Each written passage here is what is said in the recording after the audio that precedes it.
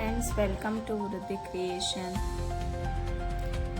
ನಾನಿವತ್ತಿಲ್ಲಿ baby ಕುಚ್ಗೆ extra thread ಹಾಕಿ ಹೇಗೆ ಕುಚ್ಚು ಕಟ್ಟೋದು ಅನ್ನೋದನ್ನ ತೋರಿಸ್ತಾ ಇದ್ದೀನಿ. ಅಂದರೆ ಒಂದೊಂದು ಸೀರೆಯಲ್ಲಿ ರೇಷ್ಮೆ ಸೀರೆಯಲ್ಲಿ ಎಳೆ ಇರುತ್ತೆ, ಅದನ್ನೇ ತಗೊಂಡು ಕಟ್ ಮಾಡಿ ಎಳೆ ಎಲ್ಲ ಬಿಡಿಸ್ಕೊಂಡು ಹಾಕ್ಬೋದು. ಇನ್ನೊಂದು ಬಂದು ಒಬ್ಬೊಬ್ರಿಗೆ ಆ ಥರ ಇಷ್ಟ ಆಗಲ್ಲ ಅಂದ್ಬಿಟ್ಟು ಎಕ್ಸ್ಟ್ರಾ ಥ್ರೆಡ್ ಹಾಕಿಸಿ ಹಾಕೋತಾರೆ. ಆ ಥರದನ್ನು ಹೇಗೆ ಹಾಕೋದು ಅಂತ ನೋಡೋಣ. 10 ಎಳೆ ದಾರ ತೊಗೊಬೋದು. ಈ ಥರ ಎಕ್ಸ್ಟ್ರಾ ದಾರನ ಹಾಕೋದಕ್ಕೆ ನಾನಿಲ್ಲಿ 10 ಎಳೆ ತೊಗೊಂಡಿದ್ದೀನಿ. ನೀವು ಬೀಡ್ಸ್ ಹಾಕೋದಿತ್ತು ಅಂದರೆ ಕಡಿಮೆ ಕೂಡ ತೊಗೋಬೋದು. ಮಾತ್ರ ಇದೇ ಥರ ಸಿಂಗಲ್ ಬರಬೇಕು. ಇನ್ನು ಮಧ್ಯದಲ್ಲೆಲ್ಲ ಇದೇ ಥರ ಕಟ್ಕೊಂಡು ಹೋಗ್ಬೇಕು. ಯಾಕೆ ಅಂದರೆ ಈ ಫಸ್ಟ್ ಒನ್ನು ಮತ್ತು ಇಲ್ಲಿರೋದನ್ನು ಸೇರಿಸಿ ನಾನು ಹೀಗೆ ಮತ್ತೆ ಗಂಟು ಹಾಕಬೇಕು. ಈಗ ನಾವು ಸೂಜಿಗೆ ಪೋಣಿಸ್ಕೊಂಡಿರೋ 10 ಎಳೆ ದಾರನ ಸ್ಯಾರಿಗೆ ಹೇಗೆ ಹಾಕೋದು ಅಂತ ತೋರಿಸ್ತೇನೆ. ಇಲ್ಲಿ ನೋಡಿ, ಈ 2 ಆದಮೇಲೆ 3/4 ಇಂಚ್ ಗ್ಯಾಪ್ ತೊಗೊಂಡು ಮತ್ತೆ ನಾನಿಲ್ಲಿ ಸೂಜಿಯಿಂದ ಚುಚ್ಕೊಂಡು ದಾರನ ಫುಲ್ಲು ಎಂಡ್ವರೆಗೂ ಎಳಿತಾ ಇದ್ದೀನಿ. ನಾನಿಲ್ಲಿ ತುಂಬ ಉದ್ದ ತೊಗೊಂಡಿರ್ತೀನಿ, ಅಂದರೆ ಮಿನಿಮಮ್ ಒಂದು 8-10 ಆದರೂ ಆಗಬೇಕು, ಆ ಥರ ತೊಗೊಂಡಿರ್ತೀನಿ. ಈಗ ಆದಮೇಲೆ ನೆಕ್ಸ್ಟು ನಾನು ಇದನ್ನು ಒಂದು 6ರಿಂದ 7 ಇಂಚು ಉದ್ದದಲ್ಲಿ ಕಟ್ ಮಾಡ್ತಾಯಿದ್ದೀನಿ. ಹೀಗೆ ಕಟ್ ಮಾಡಾದಮೇಲೆ ಈ ದಾರನ ಹೀಗೆ ಒಂದು ಗಂಟು ಹಾಕೊಳ್ಳಿ. ನೋಡಿ, ಹೀಗೆ ನಿಮ್ಗೇನಾದರೂ ಸ್ಟೆಪ್ಸ್ ತುಂಬ ಇತ್ತು ಅಂದರೆ ಇದನ್ನು ನೀವು ಸ್ಟೆಪ್ ಎಷ್ಟಿರುತ್ತೆ ಅದ್ರ ಮೇಲೆ ಡಿಪೆಂಡ್ ಮಾಡಿಕೊಂಡು ತಗೋಬೇಕು. ಈಗ ನೆಕ್ಸ್ಟು ಅದ್ರ ಪಕ್ಕಕ್ಕೇ ಇನ್ನೊಂದು ಪಕ್ಕಕ್ಕೇ ಹಾಕೋಬೇಕು. ನಾನೀಗ ಹಾಕ್ತೀರಾ ಅಂತ ಸ್ಟೆಪ್ಗೆ ಇದೇ ಥರ ಇರಬೇಕು, ಅದಕ್ಕೋಸ್ಕರ ನಾನು ಹೀಗೆ ಹಾಕ್ತಾ ಇದ್ದೀನಿ.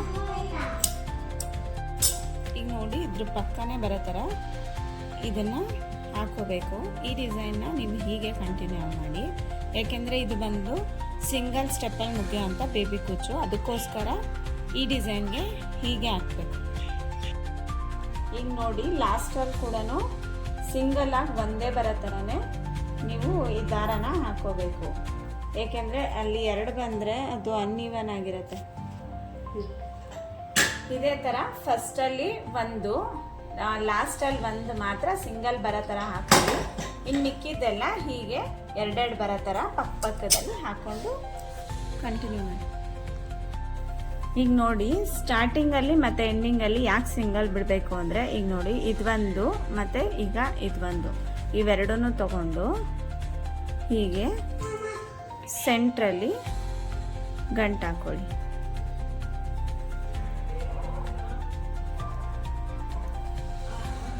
ಈಗ ಏನು 2 ಹತ್ತತ್ರ ಕಟ್ಟಿದ್ರಿ ಅದರಲ್ಲಿ ಇದೊಂದೊಂದು ತಗೊಳ್ಳಿ, ಮತ್ತೆ ಏನು 2 ಮತ್ತೆ ಹತ್ತತ್ರ ಆಯಿತು ಅದರಲ್ಲಿ ಒಂದು ಇದರಲ್ಲಿ ಒಂದು ತಗೊಂಡು ಇವೆರಡೂ ಸಹ ಮಧ್ಯಕ್ಕೆ ಗಂಟು ಹಾಕೊಳ್ಳಿ.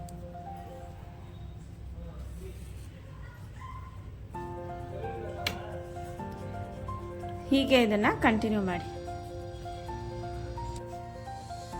ಹೀಗೆ ಗಂಟು ಹಾಕುವಾಗ ನೀವು ನೋಡ್ಕೋಬೇಕು, ತುಂಬ ಟೈಟಾಗಿ ಗಂಟು ಹಾಕಿದ್ರೆ ಸ್ಯಾರಿ ಇಲ್ಲಿ ರಿಂಕಲ್ಸ್ ಬರೋ ಚಾನ್ಸಸ್ ಇರುತ್ತೆ.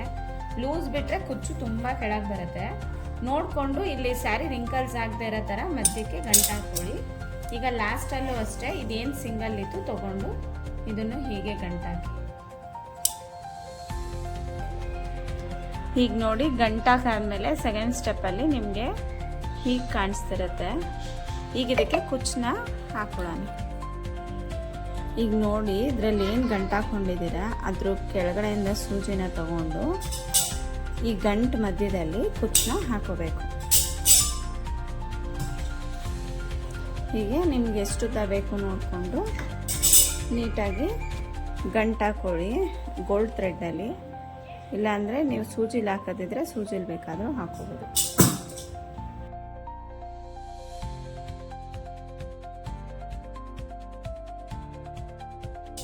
ಈಗ ಗಂಟು ಹಾಕಾದ್ಮೇಲೆ ನೀವು ಎಷ್ಟು ಬೇಕೋ ಅಷ್ಟು ಕಟ್ ಮಾಡ್ಕೊಳ್ಳಿ. ನಾನಿಲ್ಲಿ 1 ಇಂಚಿಗೆ ಕಟ್ ಮಾಡ್ತಾ ಇದ್ದೀನಿ.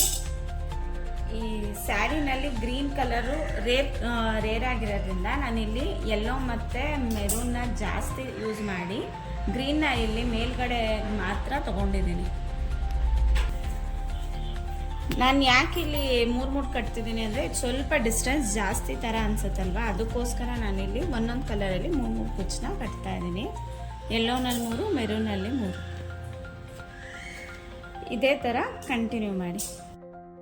ನೋಡಿ ಇಲ್ಲಿ ಈಗ ಕುಚ್ಚೆಲ್ಲ ಕಟ್ಟಿ ಕಂಪ್ಲೀಟ್ ಆಗಿದೆ. ನಾನು ಹಾಗೆ ಹೇಳ್ದಾಗೆ ಸ್ಯಾರಿಲಿ ಗ್ರೀನ್ ಕಲರ್ ಅಲ್ಲಲ್ಲೇ ಇರೋದ್ರಿಂದ ನಾನಿಲ್ಲಿ ಫಸ್ಟ್ ಬೇಸ್ ಮಾತ್ರನೇ ಗ್ರೀನ್ ಕಲರ್ ತೊಗೊಂಡಿದ್ದೀನಿ.